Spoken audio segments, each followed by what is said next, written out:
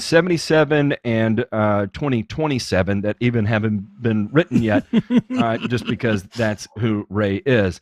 And then I moved into manufacturing, and so I have a little bit of experience in producing a lot of the fertility things and funsies, and can provide insight on the behind the scenes kind of things of the different biostimulants and bells and whistles and secret sauces that are out in the industry. And so I like to open the curtain a little bit as to what goes on there, because a lot of people have things put in front of them that, hey, you can't fix your soil, you have bad soil, and you need to apply this humic acid to it. And so I can talk a little bit about the manufacturing of that, and then also what the science actually says that it's actually doing for you, which in a lot of instances is nothing. And so unveiling the curtain on that, and then being able to provide the experience from the other guys in front of me. And of course, I owned a lawn care business and worked in corporate lawn care for a long time too. So you pile all that together, you're going to get 3 unique perspectives from us. So that is my long-winded open intro, just because we're streaming on a new platform. And of course, you can check it out after the fact on your favorite podcast app, whether that be Spotify, Apple Music, Apple Podcasts, whatever it is. Hell, I don't even know. Google, Zendaya, completely made that up. I'm full of shit, but it's whatever it is you do it on is probably out there somewhere. And with that, I reckon now we'll start the show. Oh, and if you want to support the show, patreon.com/burn and return, for the cost of an airport beer. We'll invite you into our world and hang out with some of the people that like to hang out and get more direct access one-on-one with us, as well as the community members and business owners that are also a part of that. And it's a pretty robust group of people that are in there. We've invited a few PhDs in that also contribute from time to time. Shout out to Dr. Woods, who will occasionally appear. John Emerson with University of Delaware. Shout out to that guy as well too. JD, JE, you need to UD Turf guy. You need to shoot me a date and come on the show, and let's raise a little hell. Let's vent, bitch, moan, cry. And because we actually enjoy doing and bully and bully, damn it, because we are angry and ornery assholes. Yeah, we'll get into that later. We'll definitely read some mean tweets here coming up, or mean comments. So that's for sure. Yeah, listen. It's good to be on a new platform and expand our reach. And the beauty of this, Matt, is that the only thing I think that we sell is our Patreon membership, which just gets you more access. And there's certainly a number of people that partake in that opportunity and interact with us in different ways. Some very professional and some very concrete in terms of what they need and what they want from their lawn or their business or whatever. And other people that just like to kick it and quite honestly, and pull the curtain back a little bit more, Matt, just get drunk on a Friday night on a Zoom and shoot the shit. That's the beauty of our community, right? Is it's not influenced by people who need to make purchasing decisions about things that they don't need nor want, and it's just people that enjoy hanging out with each other, have like-minded stuff, and also disagree with stuff to the point that some people will take their ball and go home. That's a fact of life, right? So God bless. It has happened. Yeah, it has happened. So with that being said, is Lushy here? Is he still here? Did he go? There he is. Here. Oh, hey. I'm just over here holding up the fourth section of Matt's ego. Like I said, it takes 4. It takes an army. And I'm very proud to be on your opening broadcast of Twitter, Twitch, or whatever the hell we're on now. I think it's only fitting. Lushy, you've been around for a long time. I'll go ahead and give you a rundown too. Lushy is a business owner in the Boston area. That's please excuse his horrific accent.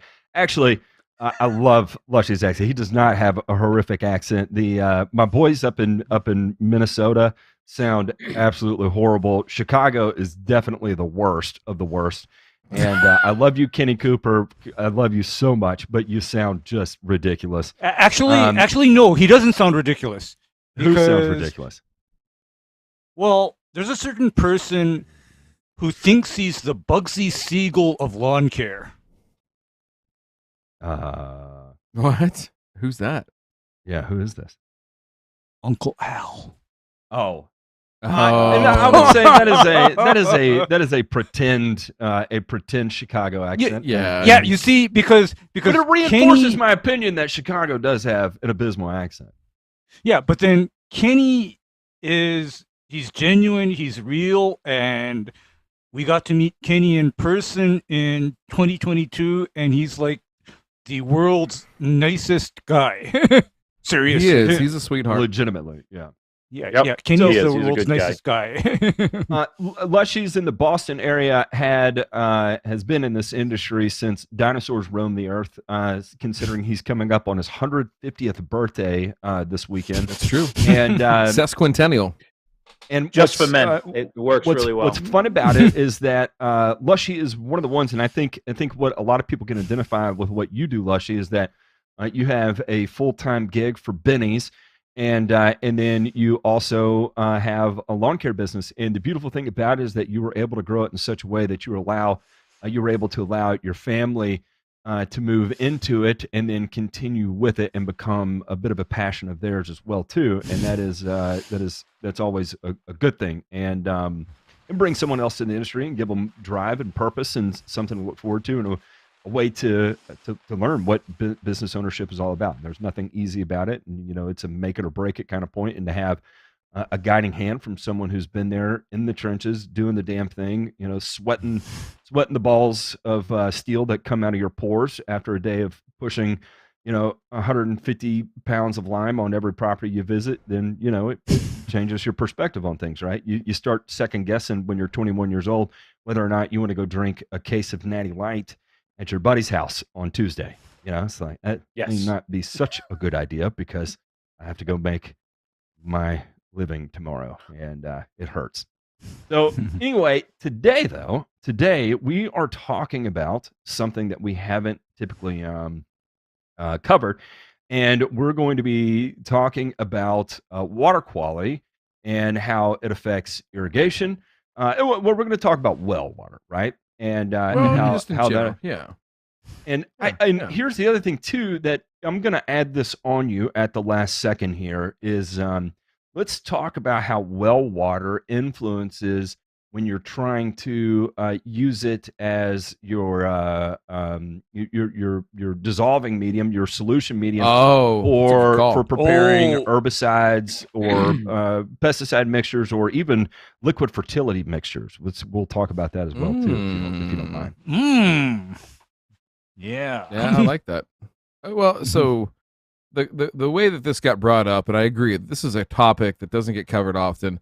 I think it's an interesting topic in terms of homeowners or DIYers that are listening to understand.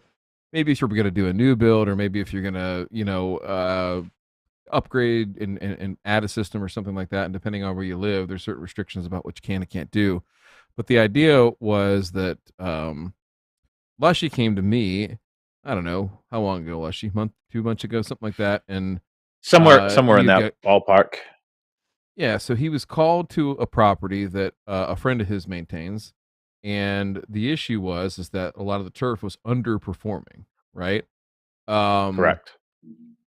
And a lot of that centered around an irrigation system that it's not the greatest coverage, all those kind of things. But one of the complaints that they had is that, hey, we have to turn the water off here and maybe not water as much as we should. And I think Lushy's ears, perked up a little bit. You can't see his ears right now, so if you have a fetish, I'm sorry, we'll have to wait till after the show. There you go. Yeah, just use your imagination. A deep rook. That little piece right here. He's got a deep rook. If you're into that kind of thing. But the issue is that they turned this water off because they were spending so much goddamn money on their water bill. And so. I think that's an interesting question. I'm sure, right, that this is something that all lawn care operators face at some point or another in their career, and maybe every single year, is that, you tell the customers, hey, I'm going to make this application. Hey, you need to water it in. Or, hey, I just sprayed herbicide. Don't water it in. I mean, so that on a micro level, right? But on a macro level of, hey, to keep the lawn healthy, I need you to irrigate this properly. So when it's 95 degrees and it's 55% humidity, it feels like, a spring morning in Bangkok out here, you don't need to water as much. Even though it's hot, you don't need to water. Or, when it's 75 degrees and very comfortable, low humidity and the wind's up, like, yes, it's very comfortable for you, but it's not for the grass. It's drying out and you need to water more, right? So there's a lot of misconceptions there. So we just took this problem, right, as one problem and wanted to start breaking it down. I was sick and I was off the show for a few weeks, and we wanted to dive back into this and talk just a little bit more about how to problem solve and go through this. So Lushy did a little bit of homework, and we walked through this. So Lushy, tell me a little bit more about the property, what you've seen. I don't know if you got any pictures to share. I know we were looking at pictures before on that one pre-show. J Pink would have to roll back. I think they're labeled as Canton Point. Okay. All right. So lay it out for me. What have you seen in your site visits there, and how much do you think that the water issue is playing a role in the underperformance of the turf out there? Let's start there. So you can see this. I mean, it's a condo complex. So you have your typical, little green spaces and poorly installed construction, soil, debris underneath it, minimally top dressed, loom put in, and then sod thrown on top of it and an irrigation system, and away they go. And the builder walks away and says, "See ya, I'm out." They were running into, and now to take into account last year, we had a tremendous drought last year and heat and no rain. So to what point, I don't know when they had to shut the water off, but I do know last year to water this complex, they spent $25,000 on irrigation alone. So the complaint to my friend is, what can we do? How can we fix this? And he's like, well, we can do some aeration and overseeding. And they say, okay. And kind of in a homeowner standpoint, they think one application, one and done. He wants to continue. He comes to me and says, maybe we can do a moisture management program. Would that help ease their, watering, which maybe a little bit, it might help some. But I really wanted to kind of do a dive into this before we just started, coming up with an invoice and running around and doing a granular or a liquid moisture management program, and then then it's not working to what they want. So we wanted to kind of deep dive into the problem of it. And then I started talking to Ryan, and looking at the location. And then Ryan did some of his amazing Ninja on Google, and was actually blowing Matt and I away on how he could go and find wells around this place, how they perform, and some options that this might be something we want to look into. Yeah, and I think that's the whole point, right? Is so, kind of going back. Let me see if I can find. I'll look for this real quick, J Pink, while I'm talking here. But I think that so many times, and Ray and Matt could probably back me up on this, because they I'm sure they saw it all the time in their businesses, right? Is that, and shit, this is what we harp on each week when we're ripping into people and everything like that. Is that everybody's looking for a product, right, to fix something, or they're choosing an incorrect method. Oh, hey, the turf didn't perform well. Let's just aerate and overseed it and try to grow more turf. It's like, well, this has happened 2 or 3 or whatever years in a row. It's a recurring problem. So clearly there's an underlying issue here that we're not correcting, right? We're just covering up the signs and symptoms of something else, right? So if it's poorly irrigated or whatever the case might be. So, or is it over irrigated? Well, and I bet you that there are areas. I bet you would find out there, if you really did a good audit of a system that large, right? And this is just my own experience talking, is that typically the larger the system, there's not a lot of contractors, even in a big metro area like Boston, Providence area, that have the horsepower to do every last little detail of that, right? And quite honestly, there ain't nobody checking them, right, on head spacing, coverage, nozzling, things like that, and as designed and as built are usually two very different things. Okay, that is like a good point, because the lawn areas that my experience has been that basically you definitely need the bulldozer and the trencher to fix are these subdivisions or tracts that were master planned and under an HOA with irrigation installed along with the front lawn and landscaping. Those by far are the absolute worst. And my experience with them is that until you get to the core of the problem, those lawns all become hospice cases. Speaking of that, Jay Pink, go ahead and throw up compliments of Lushy. The new T-shirt, and we'll get a slightly. This is just a prototype. It's out there, but this is brought to us by Lushy and Lush Lawns. This will definitely be a T-shirt coming out from us this time or sometime here this year. And also the title's from Ray, but Lushy came up with this: hospice lawn care.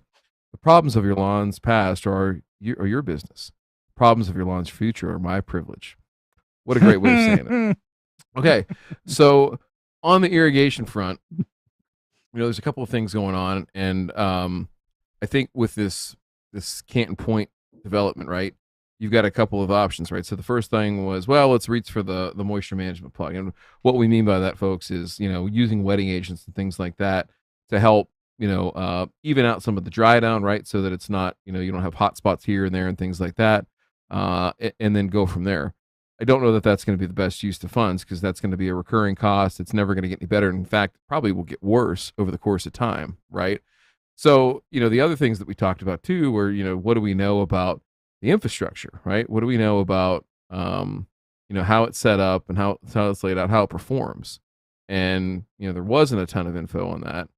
So as we looked around and started saying, okay, hey, it's fed by city water, right? Domestic water.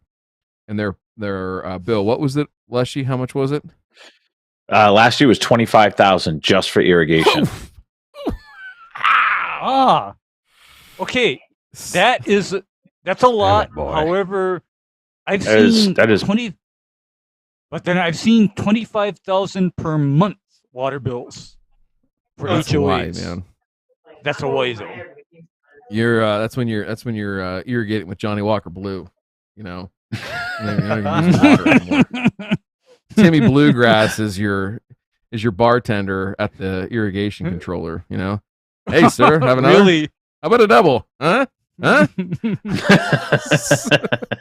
So, I think the point here though is that people do a couple different things to try and figure out what they should be doing with irrigation. So. First, let's talk about just the irrigation aspect, and we'll talk jump back a little bit bigger picture while I pull this graphic up. So irrigation, there's two ways, three ways we can get water, right? So water can come out of a city tap, water can come out of a well, water can come out of a pond. I mean, those are essentially our options, right? As far as getting access to some source of water and putting it on turf grass. So in a development like this, yeah, they've got a giant lake right next to them, right? But they're not going to pool out there necessarily, right? They're going to look at first, the developer probably looked at it and said, oh, hey, city water, this is all we'll ever need, and this is all we're going to do. And so they tap into that. Well, what they probably don't tell the owner is that, hey, you're going to be out here, paying for this water for the rest of time, right? And notwithstanding, you're hooking up a backflow, right, to prevent water from siphoning back into the water supply from your irrigation system. You're paying it's how it is here in Ohio, folks. Is you got to pay an inspector to come out and look at that every year. And then all the other costs, right? So depending on the situation with your water, your water authority or your water company, right? They might tell you too that you also have to pay sewer fees on this water particular. Yep. You're allowed to, some places will allow you to have what's called a deduct meter, so you're not paying the sewer fees on that. And other times it's a bad situation. So, all right. So all that kind of stuff to suffice to say, okay, hey, here, what you end up with is the well on a property like this, where you got a lot of water that's going to come out. So some of the tools that we'll use from time to time, and again, this is just pulling the curtain back and kind of having a conversation here out in the open about it, because we had some people that said, hey, let's talk about that and learn more about it and everything like that. So $25,000 for the water bill, pretty steep, right, Lushy? Like, and that number's not going to go down. No. If anything, it's going to go up. It's always, they're going to raise rates. Mm-hmm. Yikes. So now, and Lushy has intimate knowledge, deep intimate knowledge, not only about turf grass and lawn care, but also about the water department. Okay. So take that for what it's worth. So in this situation, they're not necessarily your friend. So when Lushy and I were talking, hey, the short-term fix is, maybe you do a moisture management program. Maybe some of the longer-term solutions are you try to switch to more drought-resistant or drought-tolerant varieties of turf grass, right?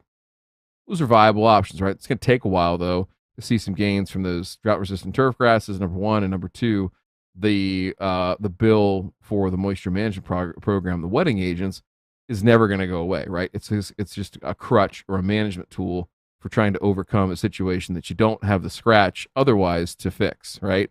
But and I don't even 25K think that I don't think that the bill from the moisture management program would reduce the water bill enough to subsidize it.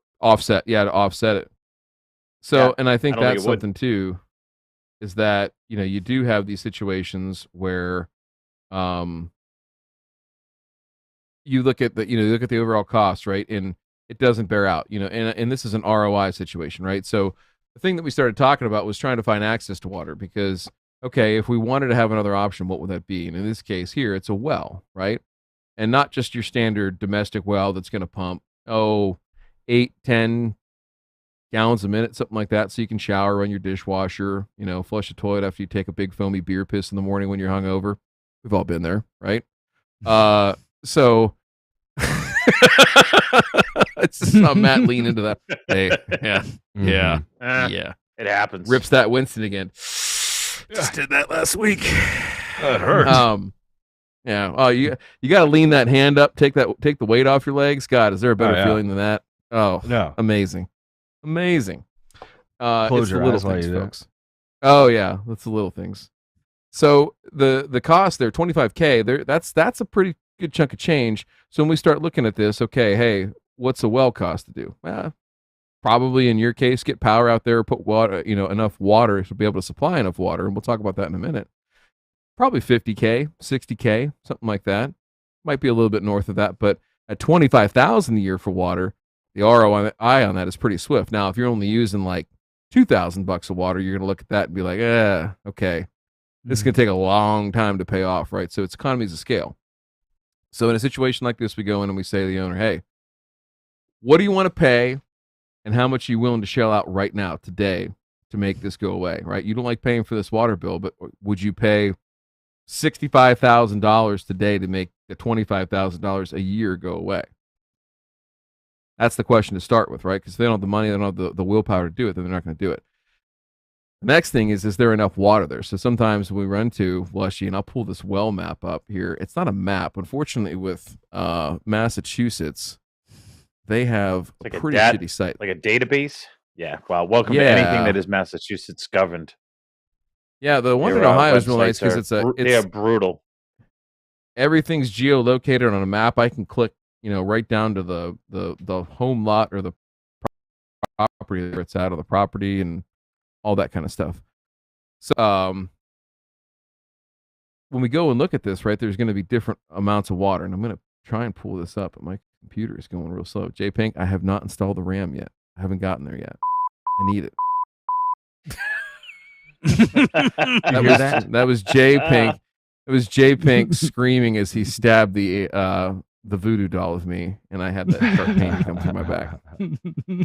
So, well, and let me ask this too: is from a well standpoint, has anybody else gone through this? Ray, I don't think they have wells in Hawaii, right? Like everything you guys run is off domestic. Is that fair? Domestic only.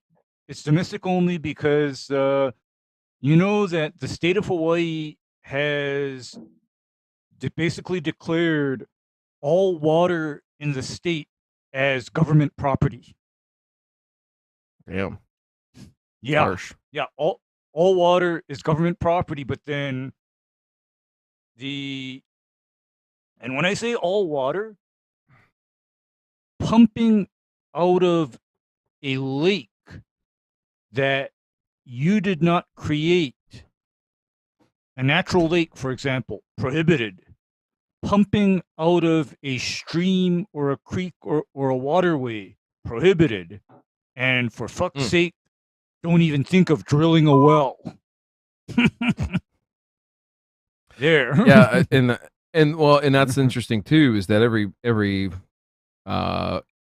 state, municipality, whatever is governing your water resources is going to be different. So you always want to check with that. But I think the main thing here is that we need, in this case, right, this system is pretty large. How many acres are we talking about out here, Lushy? It was 2, I think. I think it was 90,000 square feet is what I measured for turf going in the back behind the buildings, which of course is completely grown over with trees and is becoming mostly moss.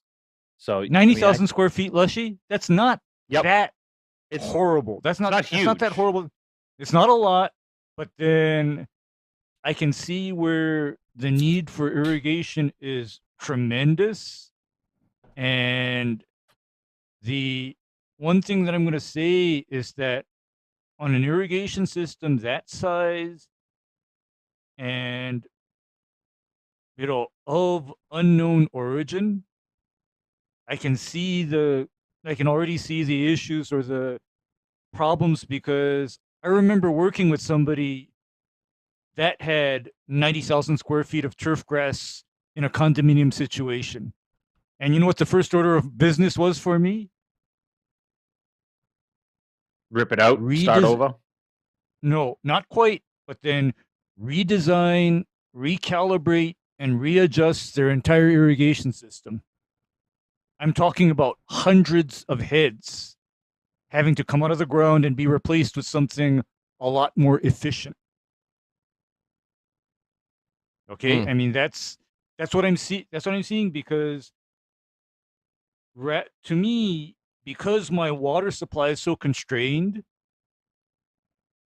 I look at, in a situation like yours, thinking if there's any weak link in the irrigation system such that it's not efficient, it's underperforming, it's not putting down the water where you need the water to be, that's where I look first. Because for me, in my case, it's not an option for me to just go drill a well and pump more water through the irrigation system. I mean, I have to look at it in a slightly different way, where I'm going to have zero tolerance for runoff into the road, overspray onto sidewalks, bad coverage, or even losses from wind. I'm not going to have any tolerance for that. Whereas, a lot of these HOA type irrigation systems I've seen, they don't care. No, they don't care. Or like you said, they're poorly designed. Zone to zone covers versus head to head coverage. That makes a big difference. Yeah, Lushy, and the reason why I'm bringing this up is because should you be unable to have a well put in for whatever reason, the other thing to have to do is go in there and optimize the performance of that irrigation system. I mean, I do that all the time, because, again, when somebody has underperforming turf, I can't just tell them, okay, go drill a well and double your irrigation run times. That's not an option for me. I can't do it. So that's Matt, my piece. Did you ever run into issues with this? Because I know you were in some urban areas and some more, not rural, super rural or anything like that, but some, mid-sized cities, things like that, like going to Augusta. Like, did you ever run into this issue where somebody's getting killed on water and they're beating you up because the grass won't grow, or they're having water issues in general, and you're getting blamed for it? No, not to this extent that we're going to put in a well. No, I've never run into it.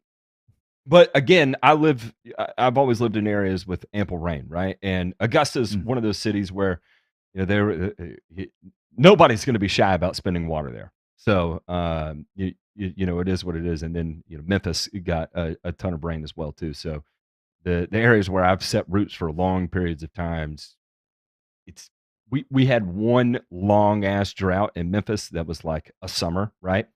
And then we had one here in Knoxville that was a year, and then after that, back to 50 inches of rain again a year. So no. All right. So then, in Lushy's case, he's the poor bastard that has to deal with this. He's the one guy out there right now, One and only. where they're like, Doesn't happen anywhere else in the world. it's a special skill set. He has that again. He has that background in water service delivery, right? Yes. And lawn care. I mean, it's the nexus of the problem, and he's there to solve it. Okay. All right. So, real quick, let's try and finish this up. So, on the well thing, you got to be able to produce the right amount of water, right? So, as we look at, and I'm trying to pull it up right now, but the Massachusetts website not cooperating right now, Lushy. You found one on Randolph Street. Yeah, we did. We found one on Randolph Street that was an irrigation well. Oh, okay. Here we go. And Randolph, right, was our closest crossroad because we don't have a map, of course. I'm going to go this way with it. Back up. No, over here. Okay, so let me share real quick, Pink. I'll share my screen. And I'll show everybody some of the ways that we can do this. And so if you're in the same boat, a lot of times what will happen, folks, is that you may not be under a good aquifer. You could be under a lot of bedrock, and in certain parts of the country, drilling a well is just not possible, right? Here in the Midwest, for the most part, we have abundant groundwater in most locations, and so it's easy to drill wells, and this is a good way to offset your overall cost, So in the case of $25,000 in year 3, you're making money, and that well, as drilled, will last forever. The pump in it will last 20 years, something like that, before you have to replace it. So it's a good savings tool, right, where you're just paying for the electricity to get the water out. So let me share this real quick. I think I should close the pissing prick browser window. Should I do that? Oh, I will. Okay. Sorry. I didn't know if it would be appropriate. It eats up a lot of RAM that you didn't put in. Up something. Spice. Bullying pee in bladders everywhere. Yep. All right, that's our next segment. Okay, so I'm sharing my screen right now. I think this window's up. So again, the Mass site's not as great where it's map based, but it'll give you these things. So here we can kind of click on and see where these are, right, where they're located, and you'll have to cross-reference this to the map. Some states are a little bit different, but as we pull this bad boy up, a couple things that we're looking for, right, is some of the soil conditions that exist around these wells, because they might be indicative of what we see below the surface, right, and how long ago these were drilled. And then right here, there's a couple things that are important when we talk about wells. Number one is our yield. So this well right here will yield 20 gallons a minute, right? And then what they're talking about here is the recovery depth, right? So how long it takes for that well to fill back up, right? As we pump water down, where the recovery time might be a limiting factor, right? In how long we can run irrigation, right? So typically when we think about irrigation with city water, we can water as long as we want. We've always got ample water, right? With a well, in some cases, when our drawdown exceeds our recovery time, we might need to stop irrigation for a period, right? Let the well recharge itself and then continue irrigation. So that can be a limiting factor and something we have to be aware of. The other thing here is yield, right? So let's say that this is into an existing system, right? So we're going a well into existing. Say it's 20 gallons a minute. Okay, 20 gallons a minute, not bad. Pretty close to what a homeowner's system would have. But this is a commercial system. It might be designed to run at, some zones might have 40 or 50 gallons a minute, right? In which case, we'd have to modify the system in such a way that it would be able to run on 20 gallons a minute, and that could be prohibitively expensive, right? Splitting up zones and things like that.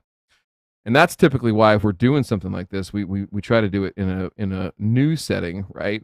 And design the system to be whatever our well can yield, right? That's an important factor. So if you're in an area that is as a homeowner, right, that does this, and you have a large yard, or a yard that's, say bigger than, I'd say your cutoff is somewhere in the maybe a third of an acre or so, 15,000 square feet, anything that and above, I'd seriously consider drilling a well, going that route, just because of the substantial water savings you're going to realize, and it's a lot less BS to deal with in the grand scheme of things. So just a couple considerations. So for Lushy's case here, the next steps, right? We know how much they spend now, so we can quantitatively compare this and figure out numbers.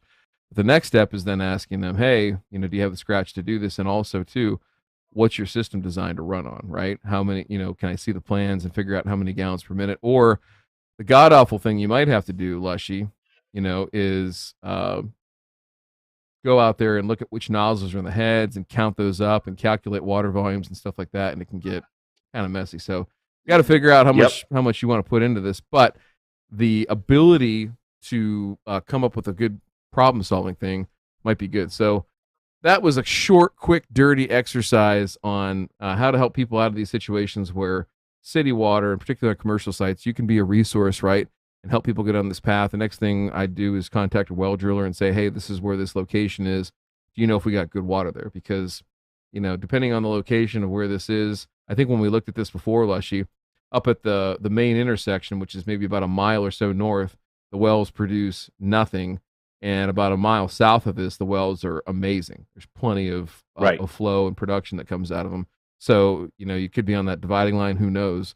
And the well driller might come in and say, hey, listen, I can piss harder than this thing could produce.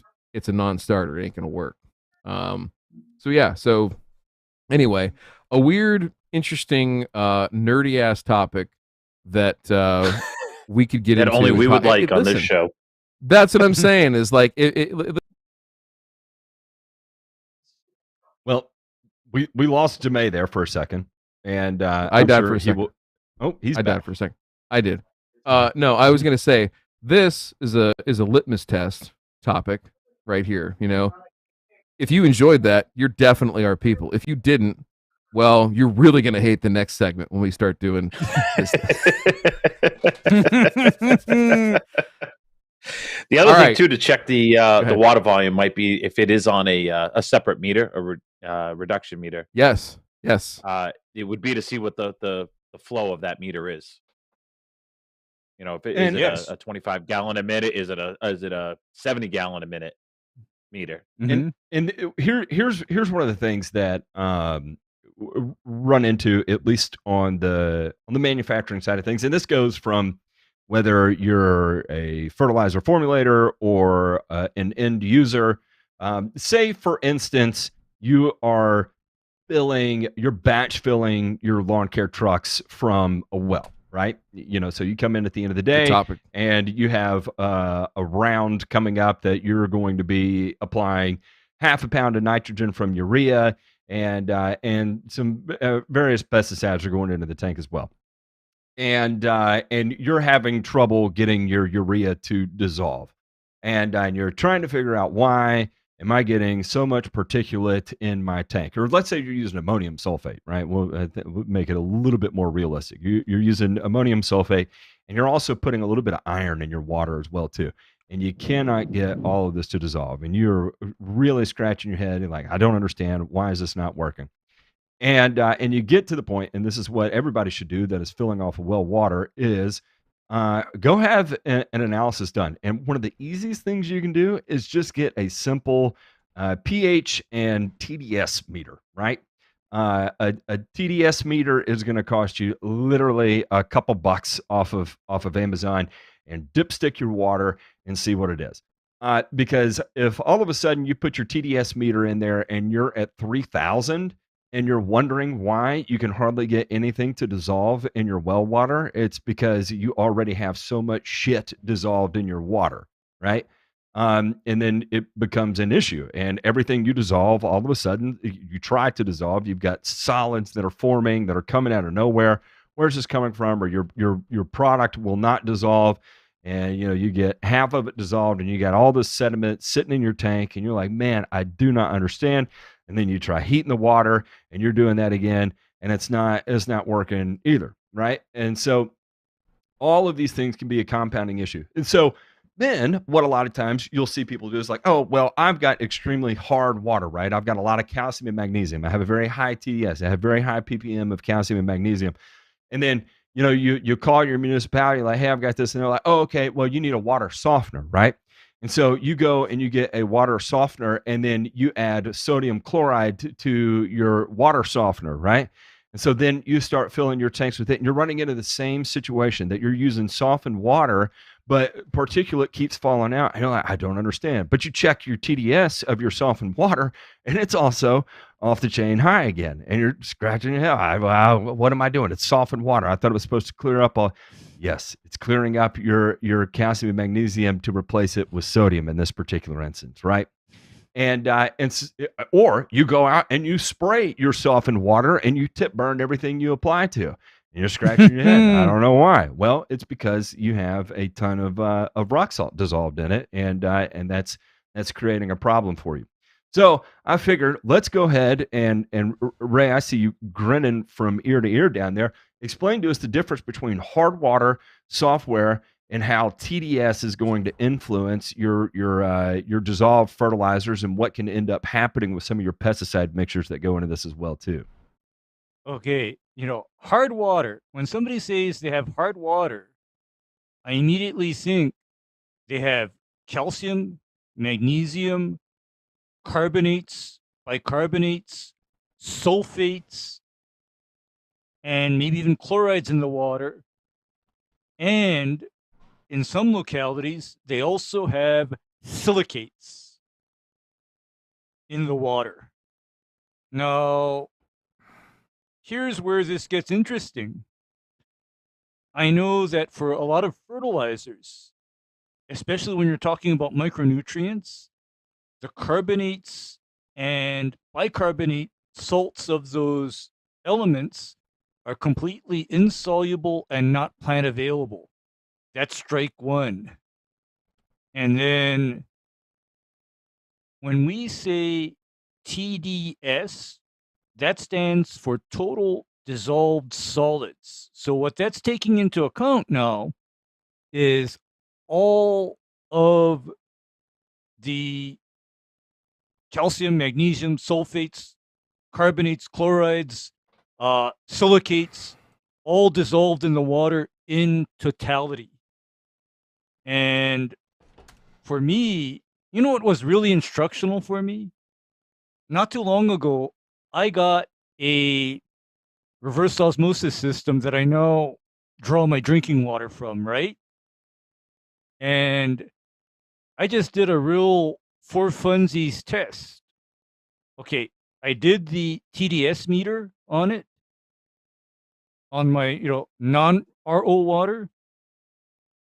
TDS over 100 parts per million, right?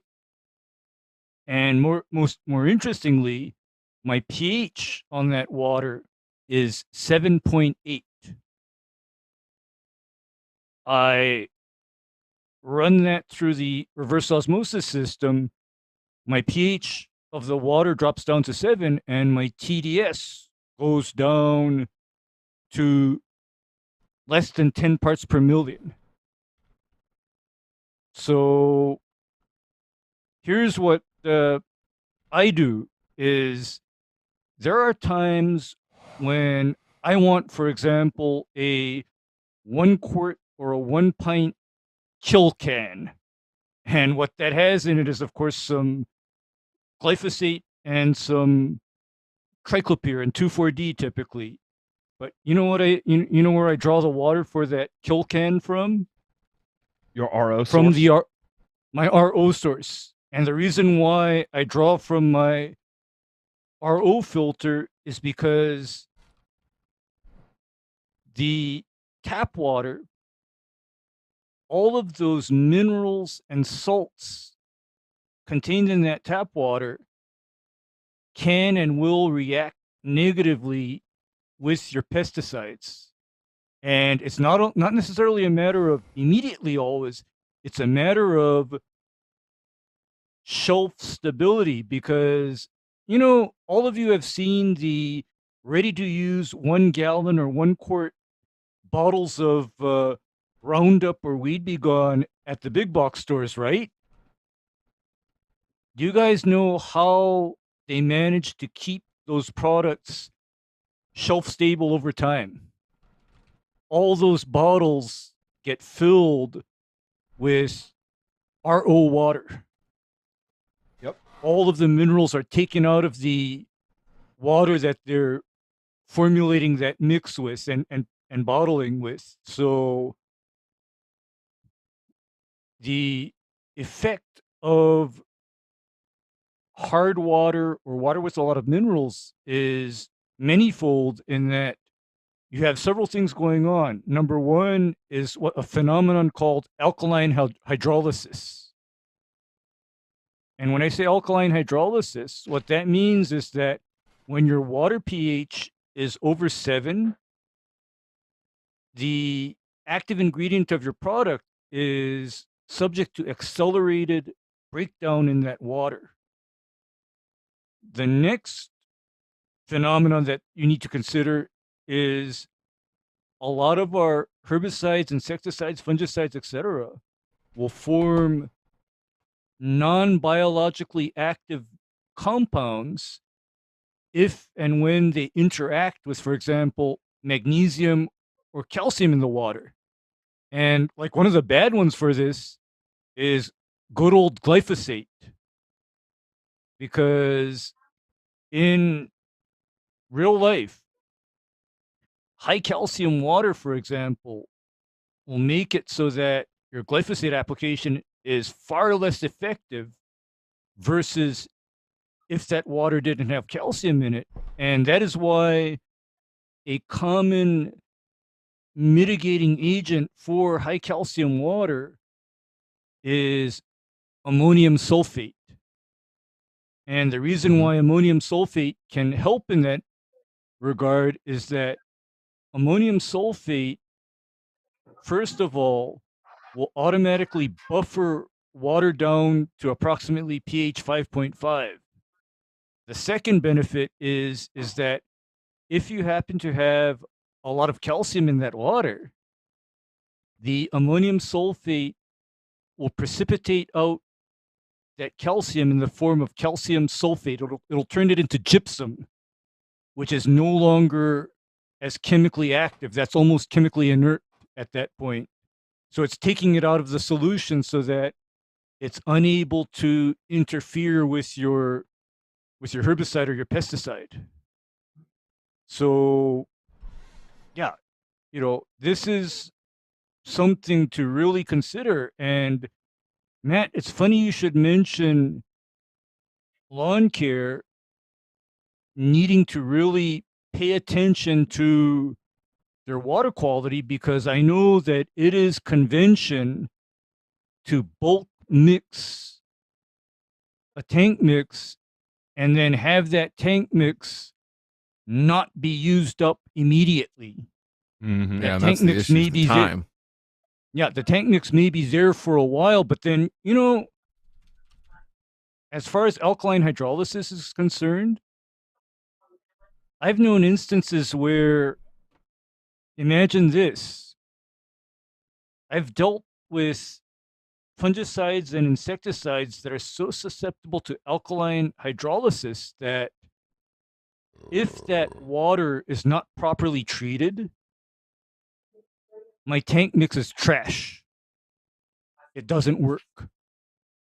Yeah, and so specific, what happened is that someone had reached out and had an issue dissolving a soluble fertilizer, and kind of went through everything looked good, and sediment was still left over in the tank no matter what they tried. Tried warm water, tried cold water, water from the spigot, water from inside the house, and then said, okay, is it on a well or has the water been treated? And said, well, yeah, the water from the spigot is from a well, and then the warm water we use is through a water softener. It's like, oh, okay. So now we understand that we have a problem. So what we need to look at is going to be a TDS issue, right? And what can we do to acidify your water, basically to try and clean up as much as possible in order to be able to handle the soluble fertilizer that we're going to be dissolving in it, right? And just a quick little thing we can do to, exactly that, precipitate out carbonates and bicarbonates, and then have something to be able to work with that will allow you to effectively dissolve the fertilizer that you're trying to dissolve. Okay. I just sent Jay Pink a water report from a well that Ray's seen before. And there's one more little factor in water pH and quality. I also know that if you have water from a municipality, most municipalities deliberately maintain water pH above 7.5, and there's a specific reason why they do that. Pipes. Yes, Yep. Matt, pipes. Because when your water pH is 7 or lower, you have the issue of copper, zinc, and lead, especially, becoming extremely soluble in that water. Ask the folks of Flint, Michigan, what happens when their water pH is below 7. Uh-oh. Jesus. That's why they also. That's also why they put manganese in there too, because it helps with. You don't want the corrosion. Yes, exactly. Look at this. All right. And this is fascinating. Look at the EC of this water. And you could say it's either 1800 or 1.8, depending on how what units you want to look at. That is insane. Mm-hmm. Look at That the sodium is level. crazy. Yep. And it's I mean, but to have an EC of 1.8 of 1800 like that, like where and based on what they're showing here, they're showing nitrates, sodium, iron, and manganese. What they're not showing is what makes up the primary driver of that 1800 EC, right? And I'm talking about specific conductance there. You've got a monumental amount of shit dissolved in this water. A monumental amount of shit dissolved in this water. If you're growing plants hydroponically, you can maintain it at 1800 parts per million of dissolved fertilizer. Say you use a triple 20 dissolved at 8 and have an EC of 1800, 1850, and you're going to grow real nice, beautifully fertilized plants at 1800. And here, this is what's coming out of the frickin' well like that. And it's all primarily calcium and magnesium in this particular, if I had to guess.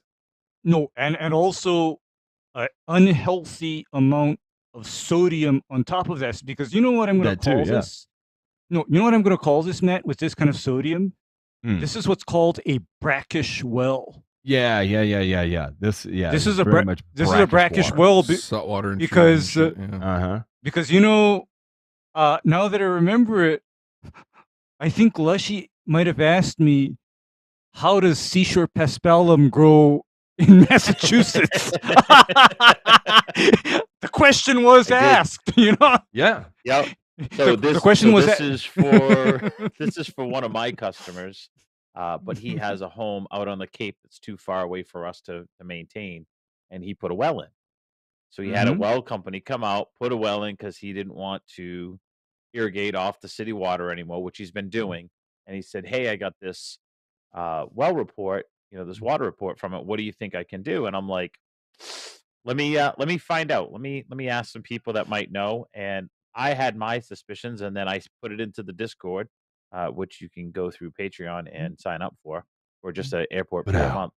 And then got back, look at the sodium. I would not, because it's like salting the earth, just spraying this out on your lawn every night.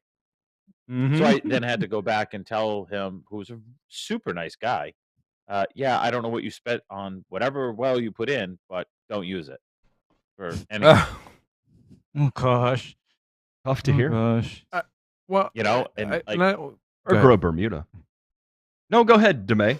Talk. Well, I got to go back and find it. There was two things on that about the saltwater thing, and there was just a paper that came out yesterday, and I read it. I read the abstract of it. I haven't got to dive into it, but they're talking about how they're testing salt tolerance on Bermuda grass, Ray, and they're able to now isolate the salt pores in the leaf tissue to figure out which ones can secrete or do a better job, more efficient job of pushing salt out of the plant. So just cool nerdy shit. But the other thing I want to highlight here too. Oh, go ahead, please. Okay. And the funny thing you should mention about Bermuda is because I've known for a long time that the coarse common species of Bermuda, you know what those grasses do here in Hawaii? They grow right up to the shore break. the the salt water gets to them, and those coarse varieties of Bermuda have no issues with salt. And Lushy, for that guy that is attempting or that was going to use that salty well water, Mm-hmm. he would have a chance to grow grass. However, one specific condition would have to be met. And you know what that condition is? No dirt.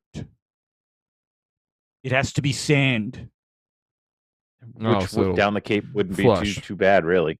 Yeah, Mhm. yeah, because You want it to flush out. you want it to flush out because, like here, what I see happen is people that are either forced to use what's called reclaimed water, which has astronomical sodium levels, or else they're growing turf grass on a beachfront type area. Where they fail, where they fuck up, is when they take away that sand and they put in topsoil and organic matter.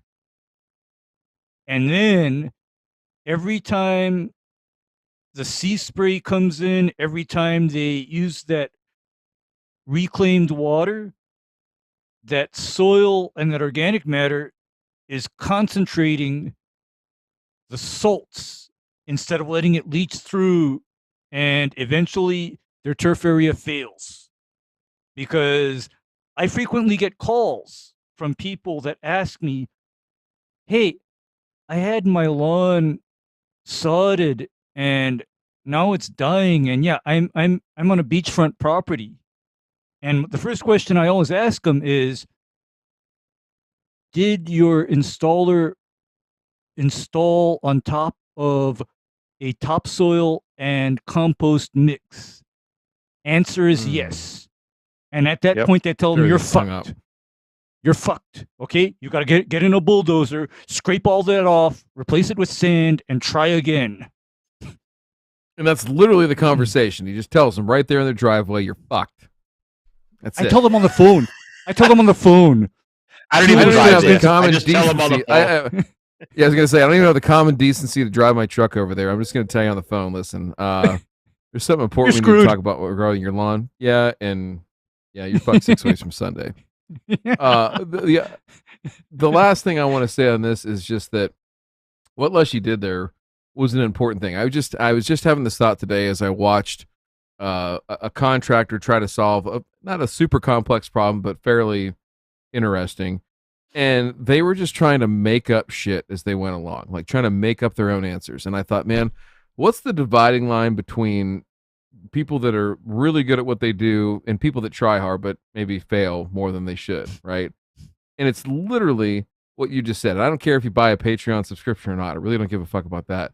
The point, though, is that it is your network. It is the people that which you associate that you can call and ask for help, right? And also offer help with nothing expected in return, right? And the fact that you have people that you can say, listen, I don't know, but I'm going to ask some people who in this particular subject matter or discipline are much better suited to answer that question, and I will get back to you at a later date. And if not, well, then headway G. Granular, please. I think this is a perfect time because we got just a little bit of time left. Let's you said you wanted to talk about some replies we got, and what the hell? Let's go ahead and bring it up. Let's read them. Listen. Okay, Matt, can you while I'm pulling some of these up, can you explain real quick, because we have a new audience here, or maybe we have people that joined us in other forms, fashions, whatever. What is the history of Bono's and Jono's turf? And then talk to me about gobblers. What are gobblers?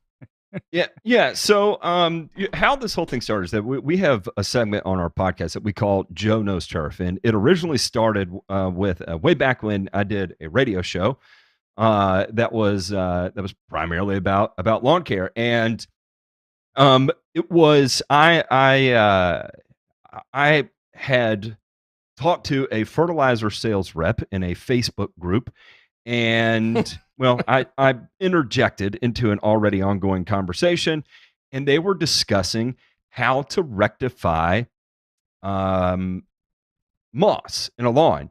And the fertilizer sales rep said the soil needed a little balance. And there was something about that statement that was so ambiguous, I couldn't contain myself. And so I asked for a definition of balance. How do you define balance in this scenario?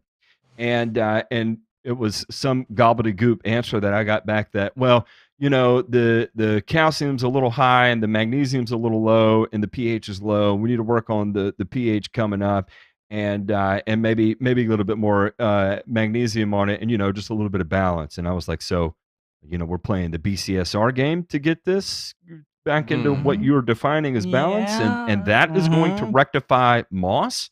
And for those of you that don't know, if anyone is telling you that you have moss because you have acidic soil, tell them literally this: look them in the eye, and you point at them, and you say, "Go fuck yourself." Moss is going to be opportunistic, right? So it doesn't matter whether you have high pH soil or low pH soil. It means that you have a bare area where moss can proliferate if all the conditions exist for the proliferation of moss. And the main thing you're looking for there is going to be a bare area with adequate soil moisture, and then you can have the moss development, right? And so anyway, when this guy said this, I said that definition of balance is bullshit. Try again. And he said, "You're being mean to me. Therefore, we're ending this conversation right here." And I was like, fair enough, because your definition of balance in that scenario is bullshit. BCSR, in an effort to balance the soil, is bullshit. So you, sir, may fuck off. And so what did he do when I was on air on the radio station? He wrote into my proverbial radio boss and said that Matt Martin is a drunk man. And I work for a company that would advertise for you, but I will not advertise with you because you have this drunk idiot asshole on the air. And my boss saw that and was like, "I never understood you to be drunk, and your ratings are doing really well. So how do you want to handle this?" And I said, "What I'm going to do is I'm going to turn it into a segment called Bo Knows Turf." And I'm going to make T-shirts that say "Bo Knows Turf," and I'm going to put a big clown face on it. And we can sell these T-shirts, and then every day we'll have a segment where we'll play this intro song. It's going to be clown music because Bo's a clown, and then we'll go over some conventional old wives' tale about growing grass in lawn care settings, right? And my boss at the time was like, "Man, that's great. Actually, I love that. Let's lean into it." And so that's how it started. Well, come to find out, the company that he worked for fired him for that whole thing because it cast them in a negative light, and of course cast the fertilizer rep in a negative light. And so Bo Knows Turf was born. And then what's funny is, going down the line, I'm no longer doing that radio show, and we're doing this show instead, is that we got to watch firsthand a guy who his name is Joe, buy into the philosophy that was sold by that fertilizer company. And then he went through this existential crisis when he realized that he was sold a giant fucking lie. And so we watched him go through the 5 stages of grief, and it was hilarious because he would go through all 5 stages like simultaneously, day in and day out. And so to watch that happen, we're like, hey, in a show of support to let him feel like he's not the only one that goes through this, we're gonna rename the segment Joe Knows Turf, and we'll highlight a lot of the bullshit that we see online. Therefore, Joe Knows Turf was born. So what we do is that we have a segment where we cover a Joe Knows Turf segment where we pick something out of the YouTube ethos. Look at Lushy in his vegetable clown shirt of hashtag Bo Knows Turf. T-shirt there, the original, the OG.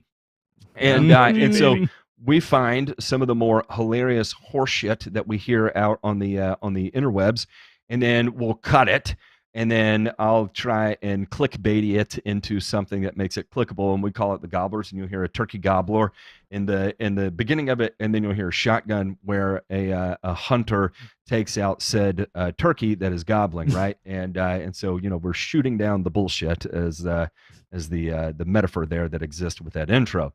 And so anyway, last week or this week, we released a gobbler where we had one of these situations where we were talking about, I have crappy soil and I can't grow good grass because I have crappy soil, and these are the things you need to do to have good soil, therefore you can grow good grass, right?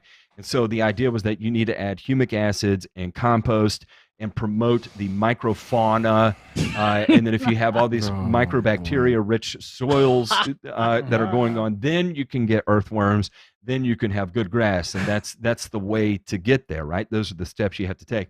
And thanks to research from like Dr. Woods in OM 246 and some of the longer term studies that shows what happens to a turfgrass system that's been established for 2 years, 4 years, 6 years, 10 years, what we have learned is that a lot of these situations are self-correcting, self-sustaining, self-repairing, self-developing, all on their own without us having to add those things. And in fact, the way that we can typically get it there faster is through conventional fertilizer of just nitrogen alone. A lot of times will get us there quicker than the monumental amounts of these amendments that you end up having to add. And if you think you can apply 3 ounces per thousand of something that has 1 pound of substance dissolved in a gallon and then apply 3 ounces of that across 1,000 square feet and have any sort of meaningful impact, then, well, you've been sold a lie, and you need to reach into your brain and pull it out of your ear hole, look at it directly in the face and tell it to go fuck itself, because it doesn't make sense. Texas A&M, there's been a PhD over there that went through it and mathematically calculated that if you were to manipulate a furrow slice of soil with 1% organic matter from humic acid, you're talking about applying thousands and thousands of gallons of humic acid per acre in order to have any sort of needle movement.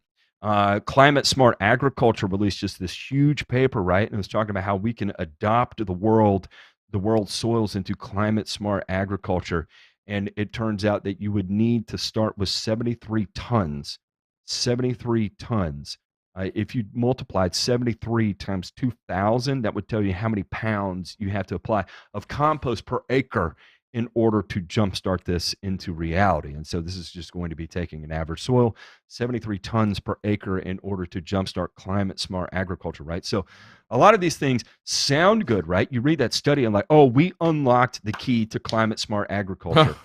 73 fucking Then you figure out how many gallons of diesel it's going to take to get that fucking shit out there. Exactly. The cost of it. Where are you going to find 73 tons of compost ready to go when everybody's hustling for 73 tons of compost, right? Because this article came out. Everybody was jonesing for it. I got to get my hands on it. And so none of it just makes sense, right? It sounds good. It feels good to talk about it. But beyond the feel-good factor, the practicality of it oftentimes doesn't actually exist. So it becomes one of those things that it's a giant placebo effect, right? That, oh, I applied 3 ounces per thousand of humic acid, and I also applied a pound of nitrogen. Therefore, the 3 ounces per thousand of humic acid made the pound of nitrogen work this time, right? And this constant feedback loop is existing on YouTube right now in an unprecedented pace. That the way it has reached and spread and proliferated through many different channels and content producers, content creators, and even social media cliques of sorts that have developed as a result of this, is that no, it's not the fertility we apply, it's the amendments we apply that have produced the results. And because it unlocks the soil.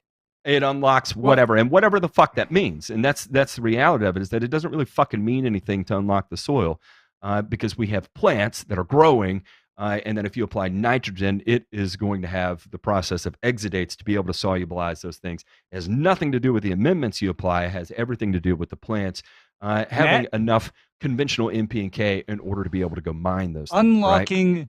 Unlocking the soil via these materials.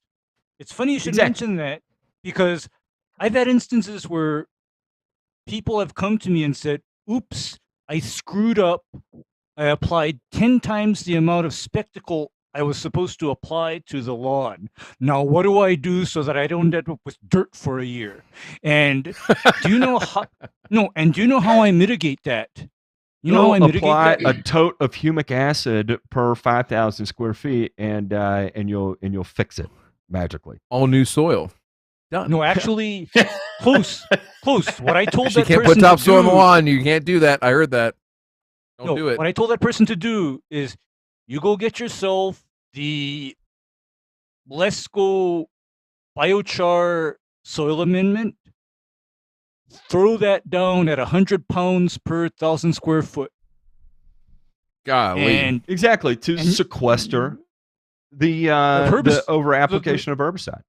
Yeah, because you see, when people talk about putting all this shit on the ground and it's unlocking the soil, it's opposite of what it actually does, because when I'm reaching for biochar or organic matter, I'm normally doing it because there's something that I want to lock up. I have to lock up, or else I'm going to end up with dirt. Yeah, So like Matt with the biochar on the football field. yeah, run into that, and then 4 pounds of nitrogen later, and it's chooching like a motherfucker at that point, right? And I want to say all this is that I'm not shitting on compost in general. I'm not shitting on soil amendments in general. But what I am shitting on is that the idea is that these are the things that are going to make the difference. No, it's not. Mhm. It's sound agronomy that's going to make the difference. And then adequate and appropriate usage of these kinds of things can give you that 1 or 2% additional bump that you may or may not be looking for. The 98% of gains, exactly. 98% of your gains are going to be made off of, well, generally nitrogen alone is where 98% of it is going to come from, right? And so let's let's bring the litmus back to normal and start from the actual foundation of which we are. The foundation is not biostimulants plus NPK.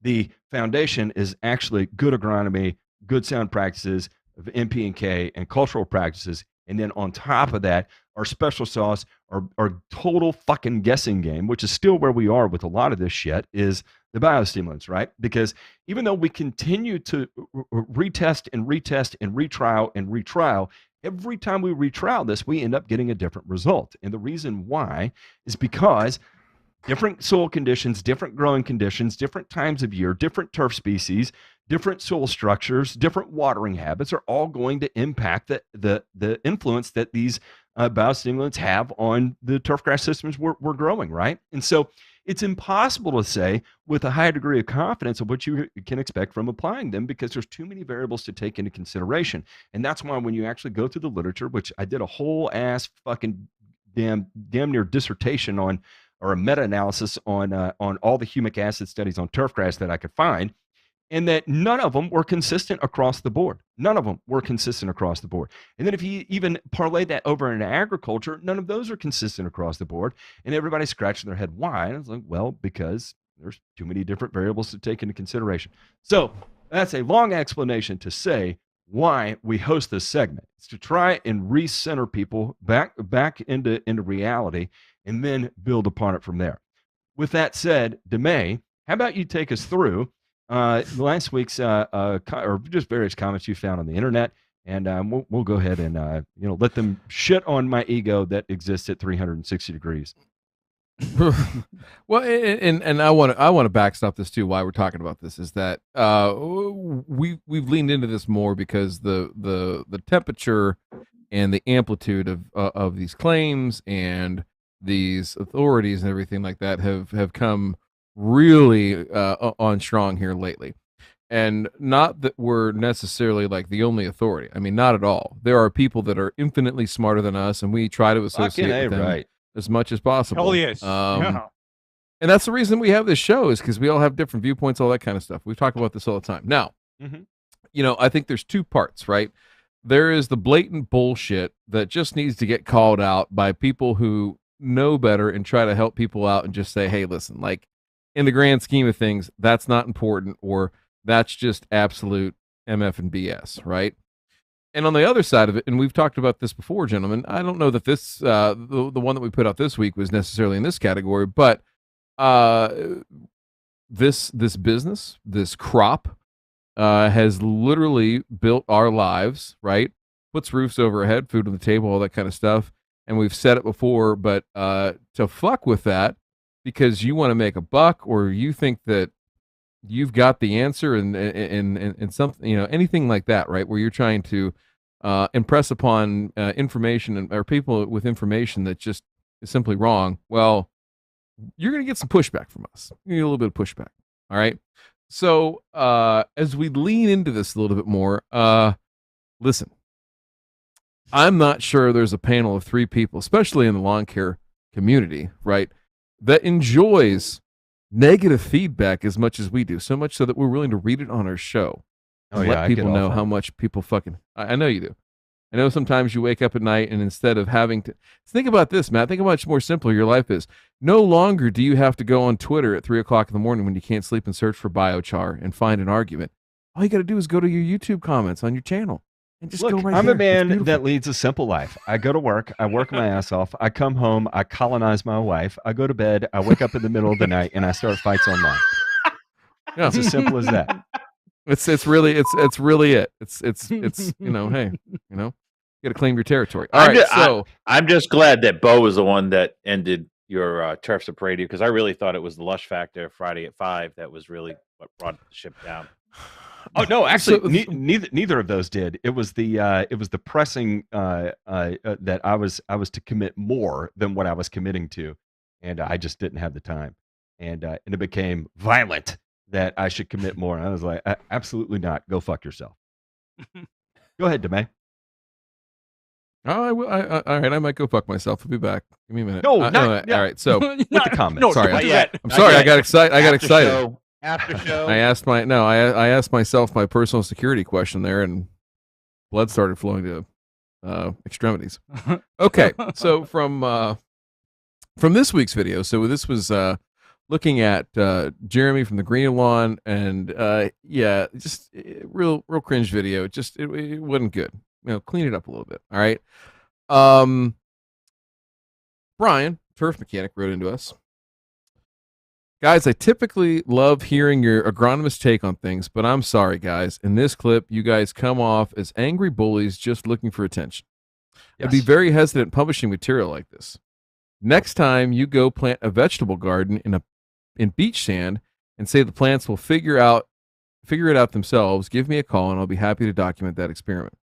I may just plant an entire KBG lawn in a foot-deep plot of sand this year to see what happens. Probably have to pump it full of ridiculous amounts of water and high levels of manufactured fertilizers to limp it along for the first 4 to 6 weeks. How many natural prairies do you see in environments not conducive to grass-filled prairies? Okay. If the natural environment doesn't ask for grass prairies, then it won't happen without human intervention. Should probably also mention that prairie grass fields are very different than lawns full of mostly monocultured turf grass varieties. I, for one, don't ever want to force turf growth just for the sake of growth.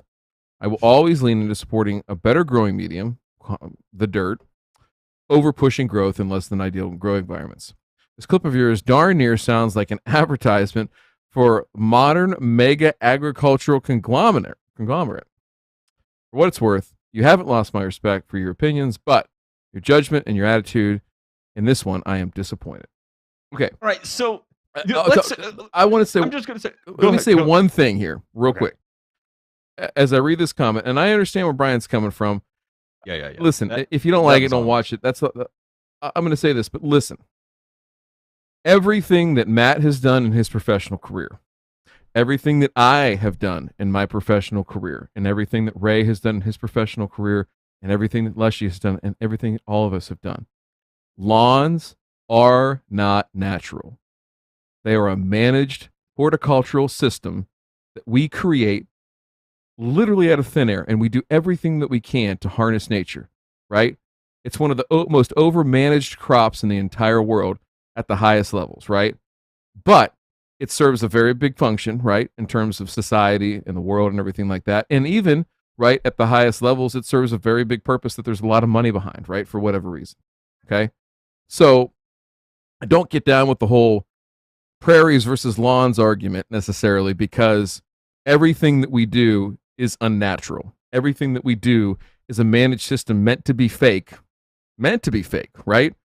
We've bred these grasses to grow as turf grasses and not as prairie grasses, right? I want to know who was microwaving the dirt in the prairie to get the prairie grass to grow. Jesus H. Good point. Good point, Lushy. Fuck. Good point. I forgot about that. Just saying. What's the let me interject the correct grass factor soundboard here. Zapow! Or the Okay. 2.5 metric tons he put on the Jesus 500 square Christ. foot backyard. All right. Of What were you going to say, Matt? mass junk. Cut him off.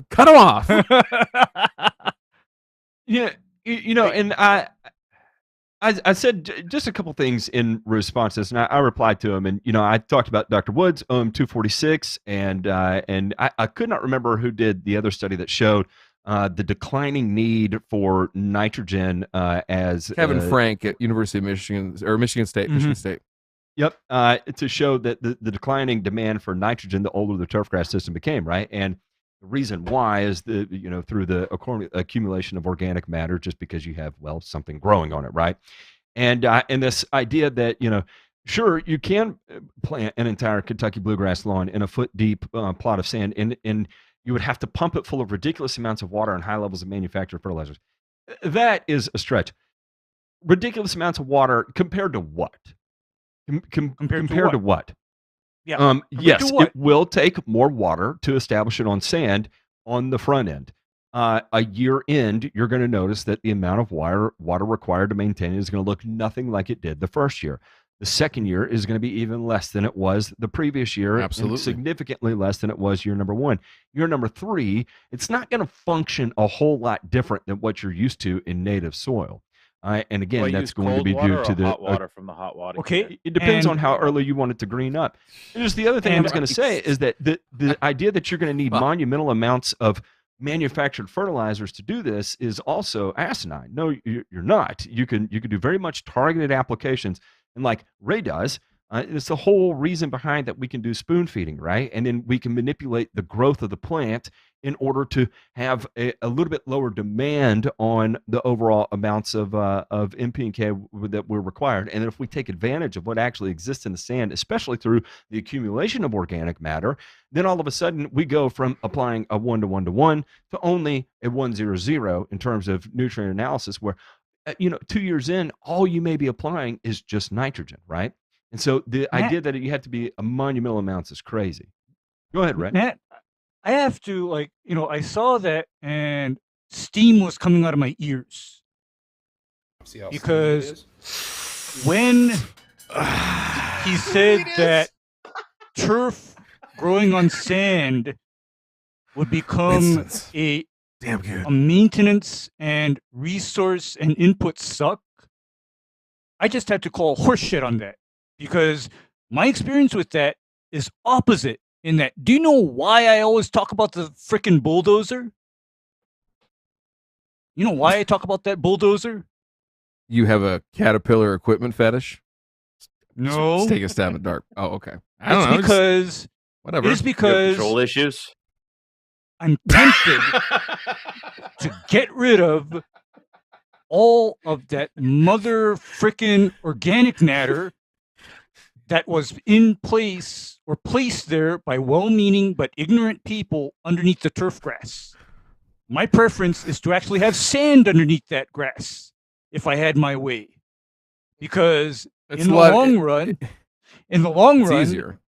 Sand enables me to reduce my inputs all the way around, because on sand, I need less herbicides, I need less fungicides, and I need simpler and less involved fertilizer programs versus me having to work around soil that has been altered by people that don't quite understand what they're doing with large amounts of organic matter.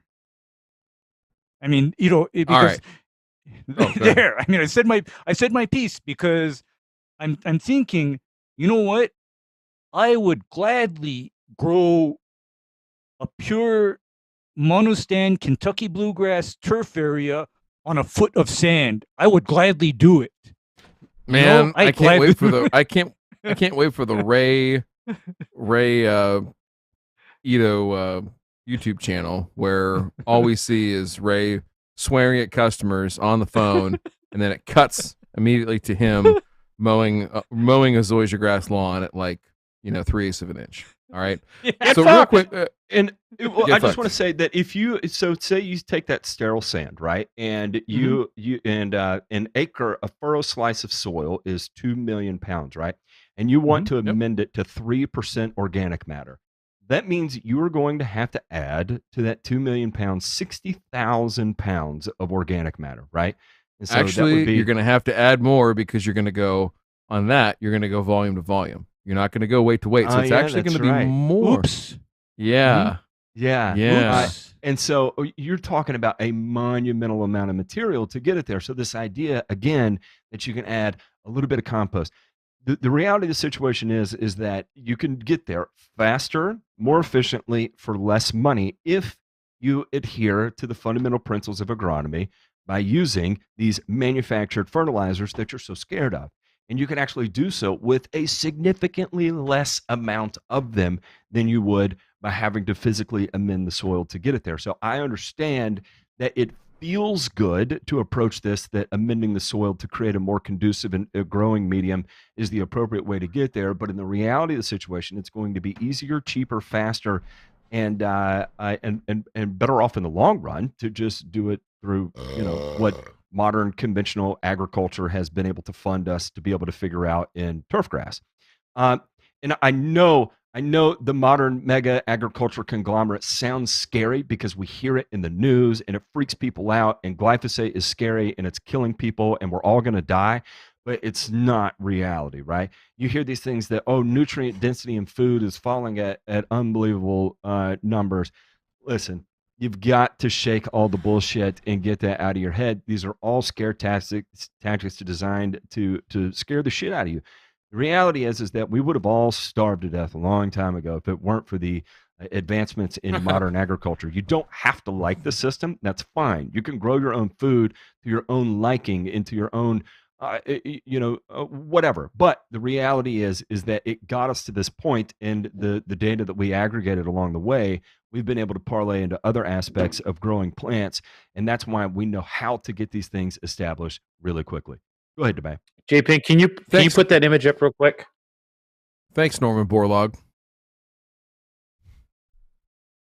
I sent this to Matt a long time ago. Yes. And if you don't know who, if you go ahead. Let me guess. How much compost did you amend that hole in your truck there? With the aluminum body? Yeah, I don't know. Whatever it's the aluminum body. It's getting the aluminum. Is that a hybrid? Yeah. Is it battery power? Are those growing on batteries? Did you use the batteries to grow the grass seed? It's the lithium and the cobalt. Right. Thanks, Afghanistan. Is the grass rooted in grass seed? No. Yes. Oh, okay. Yep. Good to know. Okay. Yep. Yeah. And It's amazing.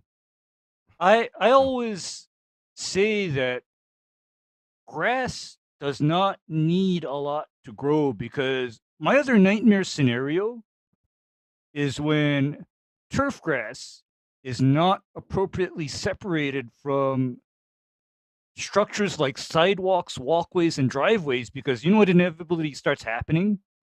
The turf grass starts growing through the cracks and the seams in the concrete. And you know what? That's the one place where the landscape installer didn't put his motherfucking compost, and the grass still grows there. So listen, please Ray, tell me again how amendments are so important to grass. Ray, tell me again. I had a longtime superintendent I worked for say it as eloquently as he possibly could. Uh-huh. You know, anytime you think you're having a bad day, listen. Grass grows in the cracks of sidewalks. How hard could it be to be managing it at an 1/8 of an inch? All right, point, so this first video that we talked about in this comment was centered around just bullshit, just bad advice, and a guy out over his skis. Okay, so real quick, we're gonna read 3 mean tweets or 3 mean comments here from people in our Ron Henry video. Which Ron Henry, the things that he was recommending doing were definitely off base and kind of quasi threatening the industry, because he was recommending using things right in a manner is somewhat not consistent with the label, which is against the law, and also in a sense that he was, not giving sound advice at all, just for the sake of sales. All right, so let me pull this up here. Okay, so our first one here. I love Ron. He's pretty knowledgeable. This kind of comes off as smarty pants. He's not a chemist like some of y'all. It's not like he's giving the worst advice ever, or even something that's going to kill your lawn. Sir, I mean, listen. It's not about that. We're standing. This is not the. We're at the. This is not the issue. We're standing we're at the kitchen of the party, saying, "Hey, listen, you probably shouldn't do 4 lines of Coke. Maybe just do 1 line of Coke. Let's take it easy here. But Ron says, "Hey, I've got all the Coke in the world you need. Just spray my Coke As much as your wallet can afford." Yeah, absolutely. Highly curated Coke. All right. Let's see here. The second one. Remarks were off base and highly critical. Yeah, that's the fucking point. Sorry, that was editorial. Ron suggests put down a preventative fungicide if your lawn has a history of lawn disease. Okay. Obviously, you geniuses know there's not a lot of fungicide labeled for home lawns. Okay, but there's more than a group 3 and a group 11, though, bro. Yes, he's got the groups wrong, but let's stop boasting your superiority by bullying someone. Wow. Now, listen. So don't educate, just let ignorance be bliss. I guess, but listen, maybe I think we all have a little bit of an ego. I think that's known. We're good at what we do. We're on social not media. Afraid to yeah, absolutely. I mean, but listen, there's nothing about me. I can say this as a man, man to man, because I think this is the person that wrote this, man. There's nothing about me that when I get naked and look in the mirror says anything about superiority. Let's be honest, okay? Now, my intellect or related to turf grass, yeah, I'm going to go ahead and act like I'm superior because, listen, I've done this for a long fucking time, fucked up a lot of shit, and that's the only reason that I think that I'm able to speak on this topic is not because of my success, but because of my failures. And I think that all these gentlemen on the screen would agree with those same things. So we're not telling you how to be successful. That's not our job. You got to figure that out for yourself, and you got to ask good questions to get there. We're just telling you how to not fuck shit up. Okay? Last one here. Oh, boy. Golly. All right. I understand what the panel is trying to convey, but it's not like fungicide labels don't have instructions like, quote unquote, apply at a low rate when conditions are outbreak or present, and apply known and historically problem sections at a low rate, etc. The guy in the middle, that's me, probably well educated, moderately, in the use of chemicals on plants, but his constant use of profanity, the fuck does that mean? Detracts from something that Ron Henry never does. That's good for Ron that he never says fuck. On camera. I just do it on camera. I'm sure Ron's out there doing 13 takes on his PGR app and being like, this fucking cocksucking primo fucking shit. Goddamn son of a... No, sorry. All right, anyway. I would love to see Ron Henry profanity outtakes. Oh, the battery if died somebody again. has that. Yeah. That was the realest comment in this entire fucking show. I learned 2 things watching this: to be more careful when applying fungicides, and although the potty mouth knows his stuff, you're goddamn right I do, he still presents and behaves like a buffoon. I think that means buffoon. And yes, sir, I am a buffoon. Well, is that an educated Hairy buffoon, one, too. So you're a buffoon? Yes, and Harry, labels Harry. do have instructions that say apply when conditions for outbreak are present. It doesn't say that if you have spring dead spot that is dead grass present the following spring from the infection of the previous fall, apply it then. That is nowhere on a label anywhere. And so that is why we're highlighting the absolute insanity and stupidity of the shit that continues to come out of his mouth. And while we watch it week in and week out, people send us clips nonstop of bad things that come out of his mouth like that. And you know why they come out of his mouth like that? Purely because he has a link that if you click and purchase something, he gets a commission on. Otherwise, that recommendation would never come out. That would never come out because he likely knows and has asked enough people or seen enough videos or read enough to know that that's not the appropriate time to do that. Oh, hey, guys, it's April. My grass is greening up. I see where spring dead spot smoked a few areas. I better hit it with some Headway G just in case of what? Absolutely What? nothing. Mhm. So Mhm. Yes, we will continue to highlight this. Yes, we will come across as assholes. Yes, we will have potty mouths. Yes, you're right. He's not a chemist like some of us, although none of us are actually chemists. But we've been around this enough for long enough, and we've made enough mistakes that when we see things like this, we have to highlight it because as an industry, we are under the microscope of microscopes right now. They're developing neutron microscopes